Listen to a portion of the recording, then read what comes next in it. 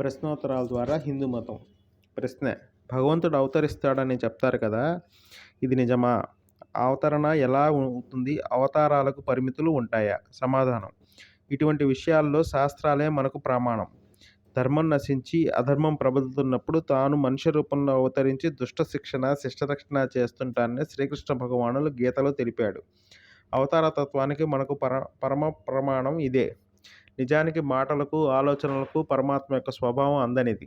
అటువంటి అవ్యక్తుడు, అచింత్యుడు అయిన పరమాత్ముడు తన మాయాశక్తి సహాయంతో మానవ వలె దేహధారి అయి భూమిపై అవతరిస్తాడు. అతనికి అసాధ్యమనేది లేదు. అతనికి మనకు ఉన్న వ్యత్యాసం ఇంతే. మనం ముందు చేసుకున్న ప్రారబ్ధ కర్మ ప్రభావం చేత పుడతాము.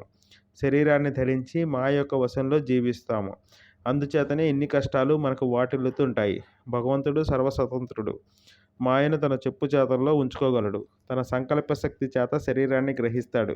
దేశాధ్యక్షుని చుట్టూ పోలీసులు ఉంటారు. అతని కనుసనల్లో మెలుగుతూ అతన్ని సేవిస్తుంటారు. అలాగే దొంగని చుట్టూ పోలీసులు ఉంటారు. అలా వాళ్ళిద్దరి మధ్య పోలీసులు ఉండటానికి ఎంత వ్యత్యాసం ఉందో మనకు భగవతావతారాలకు అంత తేడా ఉంది. ఏ దేశంలోనైనా కానివ్వండి, ఏ కాలంలోనైనా కానివ్వండి, ధర్మం పతనం చెందినప్పుడు, అధర్మం వృద్ధి అయినప్పుడల్లా భగవంతుడు అవతరిస్తూ ఉంటాడు. కనుక అవతారాలు ఈ దేశంలో ఈ కాలంలో వస్తారని కానీ, ఇంతమందే వస్తారని కానీ నియమం అయితే లేదు. ధన్యవాదాలు.